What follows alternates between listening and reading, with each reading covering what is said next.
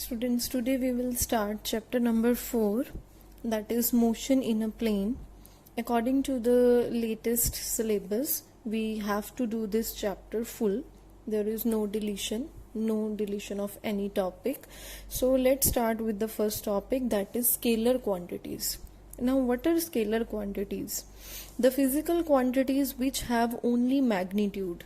Now, what does magnitude means? It means we are dealing with only value and we will not consider the direction. That is called scalar quantities. For example, if we take the example of mass, like this pen has mass 2 gram or 3 grams, so we will consider the value only, that is 2 or 3. We will not consider the direction, that this is 2 gram mass towards right or towards left. So mass is a scalar quantity. Similarly, if we talk about volume, like a bottle contains 200 ml of water.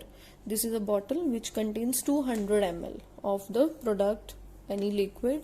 So it means we will not discuss this thing, the 200 ml water is towards right direction or left direction.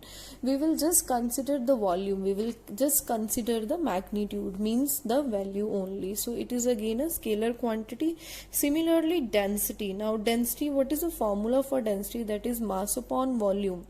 So because it is the combination of two scalar quantities, so density is again a scalar quantity. Now let's come to the another topic, that is vector quantity. Now those physical quantities which has both, that is magnitude as well as direction, and obeys the vector laws of addition. There are 3 laws of vector addition. We will discuss in detail, and we will discuss that 3 laws, that these are triangle law, parallelogram law, and one other polygon law of vector addition. So those quantities on which vector laws of vector addition can be applied, and they have both magnitude as well as direction. They are called vector quantities, and examples are displacement. For example, when we talk about displacement, we usually discuss this thing, that a person goes towards right, a person goes towards east direction in a straight path. So similarly, velocity, what is the formula for velocity? That is displacement per unit time, because it is a combination of scalar and a vector quantity. Displacement is a scalar quantity, time is a vector quantity. So the combination will be, the answer will be a vector quantity, that is velocity.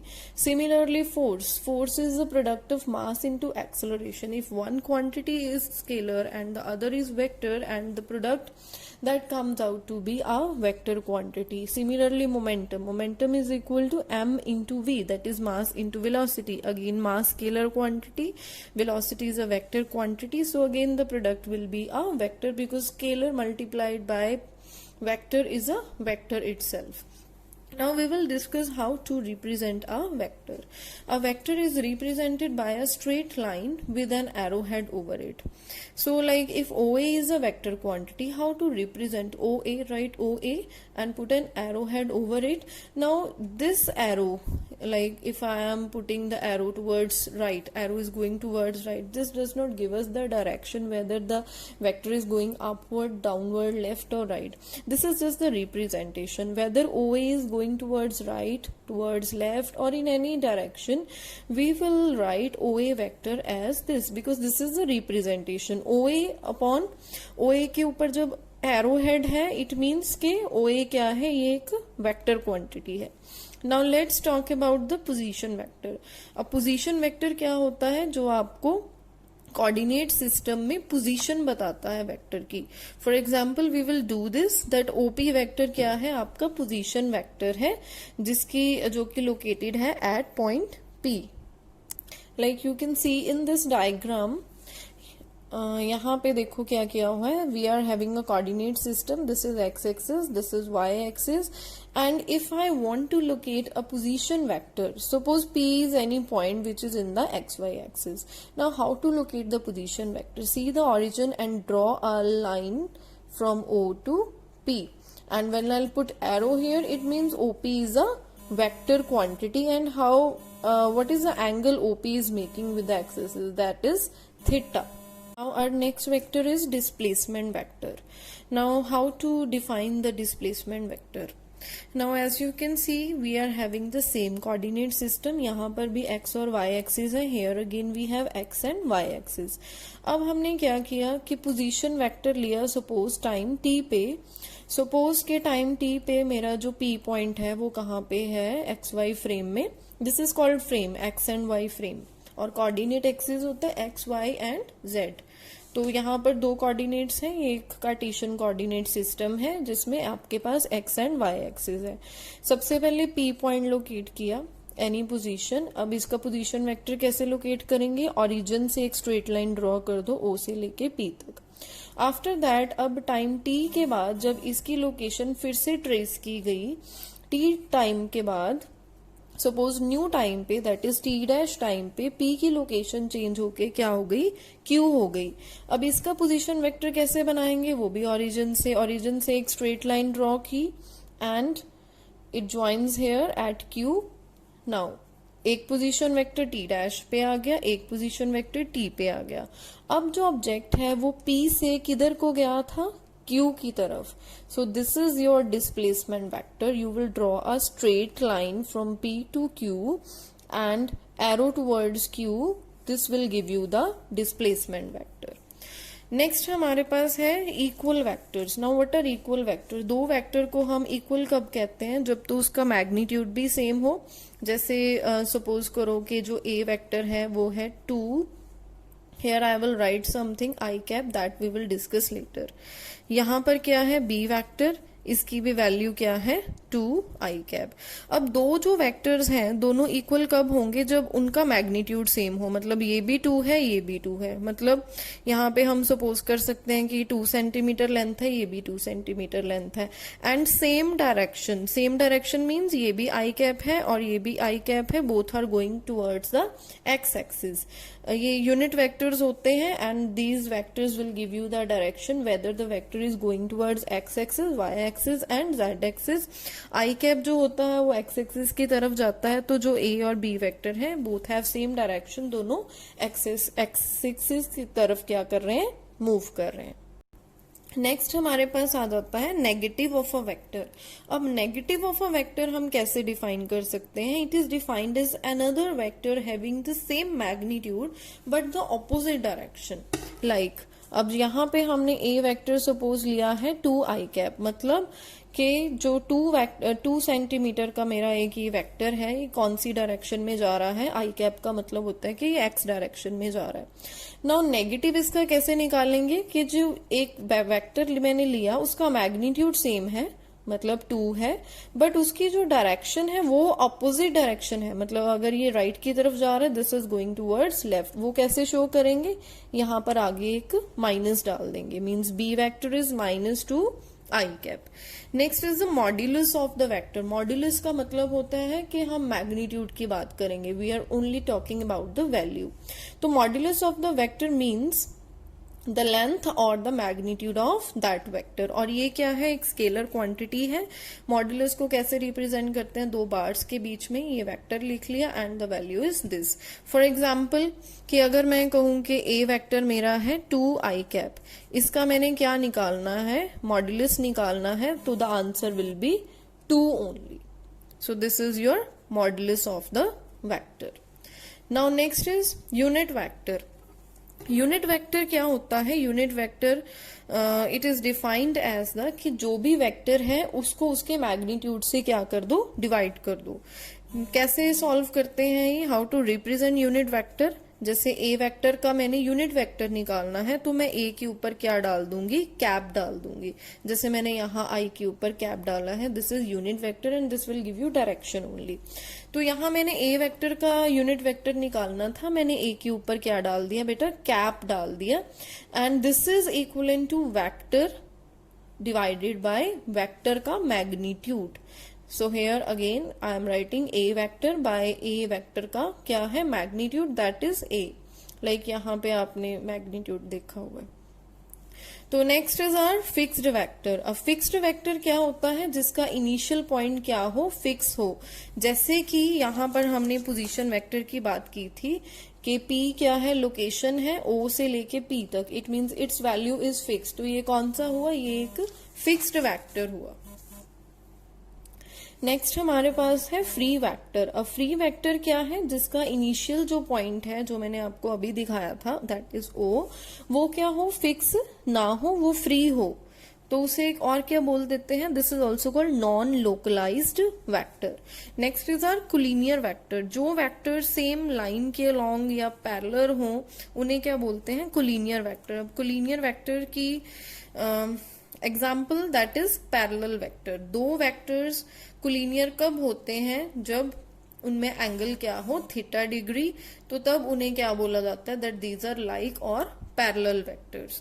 दो collinear vectors जिनकी क्या हो, opposite direction हो, मतलब दोनों में angle कितना बन रहा हो, 180 डिग्री, तब उनको क्या बोलते हैं, unlike or anti parallel vectors. Like I have shown here, like vectors में क्या हो रहा है, ए वेक्टर और B vector they are moving along same direction, that is X axis means towards right, and here both are parallel but both are going towards the same direction, whether magnitude is different or same, but they are going towards the X axis, that is the positive X axis means the same direction.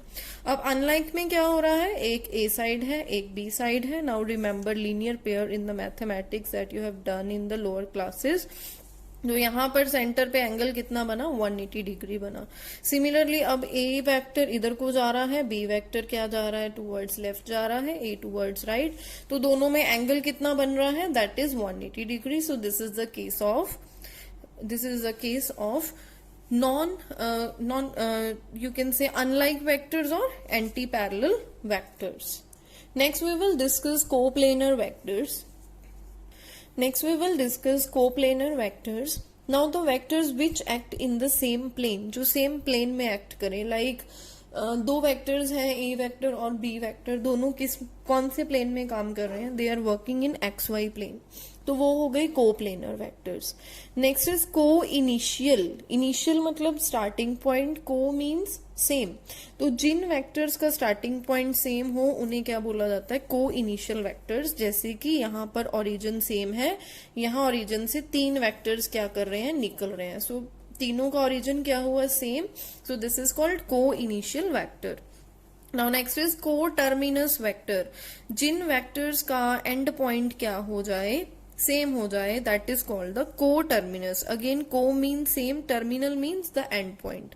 जैसे कि यहाँ पर देखो diagram में A vector, B vector, C vector, तीनों start कहाँ से हुए थे और एंड एक पॉइंट पे जाके हो रहे हैं जो कि ये है centre point. So this is called co terminal या co terminus vectors. Now next we are having is zero vector. Zero vector कौन सा वेक्टर होता है, इसे नल वेक्टर भी बोलते हैं, जिसका मैग्नीट्यूड क्या हो, जीरो, और उसकी कोई भी डायरेक्शन हो, whether it is X axis, Y axis, Z axis, any direction. और इसे कैसे रिप्रेजेंट करते हैं, जीरो के ऊपर ये वेक्टर का सिंबल डाल के, to represent like this. Our next topic is properties of zero vector. Now first property is when a vector is added to zero vector we get the same vector. Means let us suppose we are having a vector which is a vector, and when we add zero vector to this we'll get again the same vector, that is a vector. Now second property is when a real number is multiplied by zero we'll again get zero. This thing can be similar, this thing is similar to this point that anything multiplied zero is zero. Means अगर आप lambda को, for example lambda is any real number, जब उसे आप zero से multiply करोगे you will get the same, that is zero number. Anything multiplied zero will become zero. Next is when a vector is multiplied by a zero we get a zero vector. Now next thing is जब zero से means the magnitude of the zero vector, जब किसी भी vector को zero से multiply करोगे then vector into scalar, the end answer is a vector quantity, तो आपके पास क्या आएगा, जीरो वेक्टर आएगा। Fourth point, if lambda and mu are two different non zero real numbers. अगर आपके पास दो नॉन जीरो क्या है, रियल नंबर्स है, लैम्डा और म्यू। अब कौन सी कंडीशन में लैम्डा इंटू ए वेक्टर वो इक्वल होगा म्यू इंटू बी वेक्टर के, कब, जब ए और बी कोई भी क्या है, वेक्टर्स हैं। किस कंडीशन में lambda A is equal to mu B होगा, ओनली इन वन कंडीशन, अगर आपका जो ए वेक्टर है और बी वेक्टर है दोनों क्या हो, जीरो वेक्टर हो, तभी आपका दोनों साइड पे रिजल्ट क्या आएगा, जीरो वेक्टर आएगा। I am repeating it again, you have two non zero real numbers. कौन कौन से हैं, एक है लैम्डा, सेकंड कौन सा है, म्यू है। अब आपके पास एक प्रोडक्ट है lambda into A vector is equal to mu into B vector. अब किस कंडीशन में ये जो है lambda into A is equal to mu into B हो जाए। The only condition is that एक तो लैम्डा और म्यू तो जीरो हो नहीं सकते, इट मीन्स कि ए वेक्टर और बी वेक्टर क्या होंगे, जीरो होंगे, तभी ये दोनों का आंसर क्या आएगा, सेम आएगा। सो एग्जाम्पल इसकी क्या है, the velocity vector of a stationary object is zero vector. अगर कोई ऑब्जेक्ट रुका हुआ है किसी जगह पे, स्टॉप है, स्टेशनरी है, तो उसका वेलोसिटी वेक्टर उस पॉइंट पे क्या होगा, जीरो वेक्टर होगा। Our next topic is multiplication of a vector by real number. एक वेक्टर को हम रियल नंबर के साथ कैसे मल्टीप्लाई कर सकते हैं। For example we have a vector, ये कुछ वेक्टर की लेंथ है और वेक्टर क्या है, ए वेक्टर है मेरे पास। अब मैंने एक और वेक्टर लिया जिसकी वैल्यू क्या है, 2 times of A vector, means twice of A vector. Then how can we write this thing, how can we represent it in a vector form. मैंने ये एक वेक्टर बनाया है, अगर ये 1 सेंटीमीटर का होगा तो ये डबल हुआ, क्योंकि ये है ट्वाइस ऑफ ए, मतलब it will be, the length will be 2 centimetre, and because here we are not having any sign, minus नहीं है तो प्लस है, it means we have the same direction. Same direction में ये जो B है इसकी वैल्यू क्या होगी, डबल होगी, मैग्नीट्यूड डबल होगा, तो ये जितनी इसकी लेंथ थी उसका ये ट्वाइस हो गया। और क्या हो सकता है केस, जब आपका बी वेक्टर एक नया वेक्टर है जिसकी वैल्यू क्या है, -2 टाइम्स ऑफ ए वेक्टर, मतलब डबल हो। माइनस क्या रिप्रेजेंट करता है, negative of a vector we have already done, तो माइनस क्या रिप्रेजेंट करता है कि डायरेक्शन इज ऑपोजिट। तो same twice of the length will draw a vector और उसकी डायरेक्शन क्या होगी, अपोजिट होगी। That's why I am showing it with the opposite arrow to a, and both these vectors we are comparing with this original one। हम इन दोनों को compare नहीं कर रहे, हम इसको एक बार इससे कंपेयर कर रहे हैं, फिर इसको एक बार इससे कंपेयर कर रहे हैं, बिकॉज ए वेक्टर गिवन है, बी क्या है डबल और डायरेक्शन क्या है, अपोजिट। अब नेक्स्ट टॉपिक आ जाता है एडिशन और कंपोजिशन ऑफ द वेक्टर। जो कंपोजिशन या एडिशन है वेक्टर की, ये ज्योमेट्रिकली ही हो सकती है और इसके लिए 3 लॉज हैं।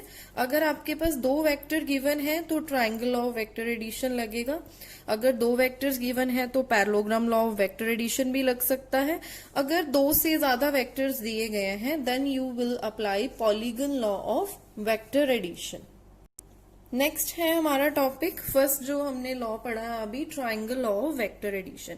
अब triangle law of vector addition के अकॉर्डिंगली क्या है, we have 2 vectors that is A vector and B vector. कोई भी 2 वेक्टर्स हैं, ये टेल हो गई, ये हेड हो गई, ये भी टेल है। और triangle law of vector addition के लिए हम क्या करते हैं, 2 वेक्टर्स को 2 साइड्स की तरह रिप्रेजेंट करना है ट्रायंगल की, which are taken in the same order. How, like I have taken a triangle O P Q, और उसकी एक साइड हो गई ओ पी और दूसरी साइड होगी पी क्यू, तो तीसरी कौन सी रहेगी, that is the longest one, that is O Q. तो अब ए और बी हमारे पास 2 वेक्टर्स हैं, हमने इसका क्या निकालना है, resultant by applying the triangle law of vector addition. How we will do this, A vector को हम ओ पी वेक्टर के अलॉन्ग लिखेंगे, इस तरह अलाइनमेंट कर दी, ट्रायंगल की एक साइड बन गई। और बी वेक्टर जो है ए के बाद ये P to Q, means tail को फर्स्ट वाले के हेड के साथ क्या कर दिया, ज्वाइन कर दिया। एक आपको दूसरी साइड भी क्या मिल गई, ट्रायंगल की।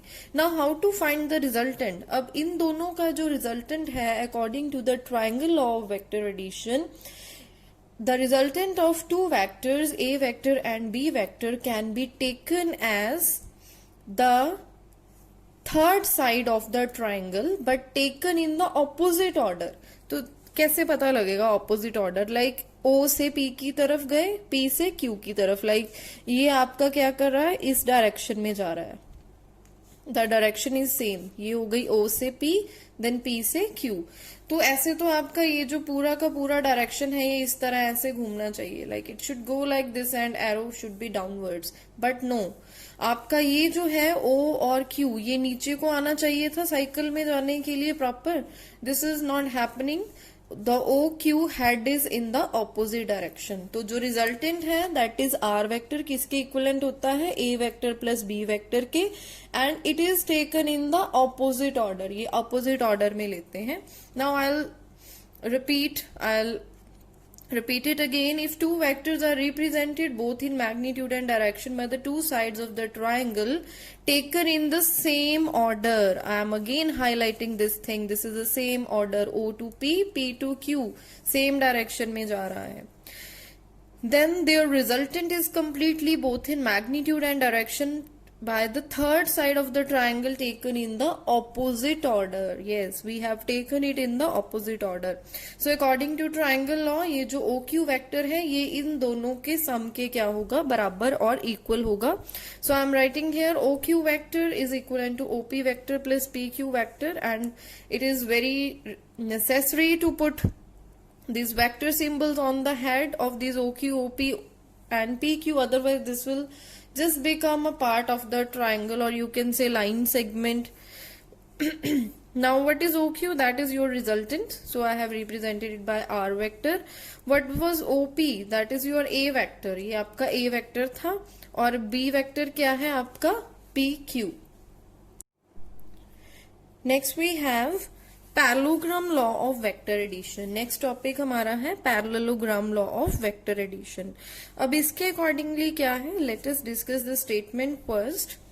If two vectors can be represented both in magnitude and direction, फिर से हम दो वेक्टर लेंगे, कोई भी A वेक्टर B वेक्टर, दोनों का अपना अपना मैग्नीट्यूड है और दोनों की अपनी अपनी डायरेक्शन है, पर हम क्या ले रहे हैं कि वो पैरेललोग्राम की एडजेसेंट साइड्स को क्या कर रहे हैं, रिप्रेजेंट, तो उसका रिजल्टेंट क्या होगा, उसका डायगोनल।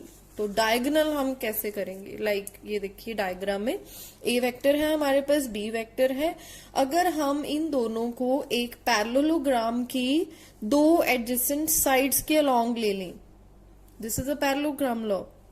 उसमें क्या किया था, ट्राइंगल लॉ में we have taken two vectors in the similar order and the third which is taken in the opposite order, that will give you the direction.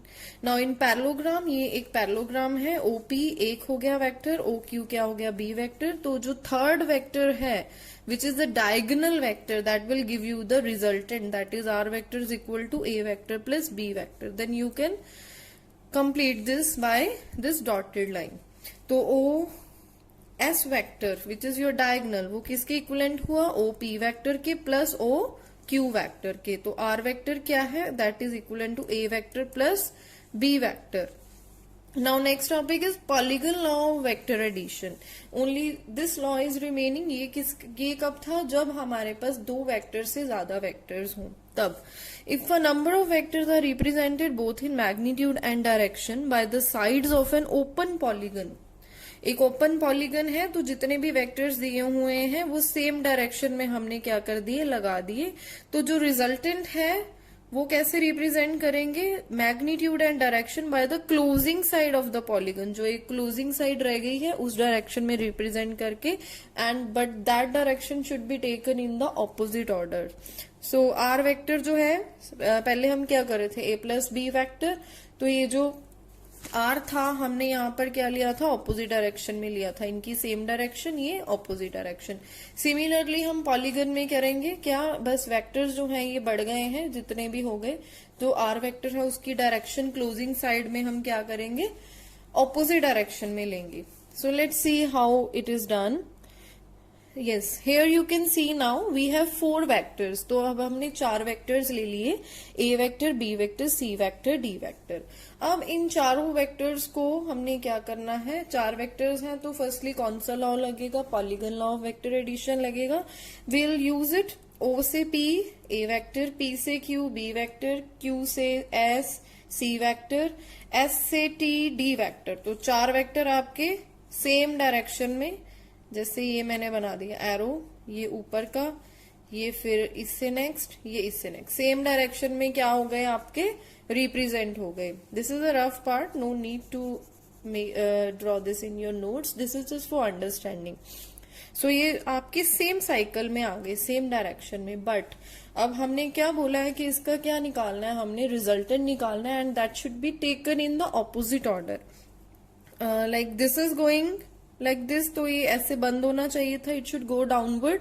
But यहां से आप देखें O से T की तरफ the direction of the vector is changed. तो जो direction है वो क्या हो गई है, चेंज हो गई है. See the arrow and see the tail. Head देखो और टेल देखो. It should be like this अगर तो साइकिल में जाए, but we are finding the resultant, तो it should be R A plus B plus C plus D.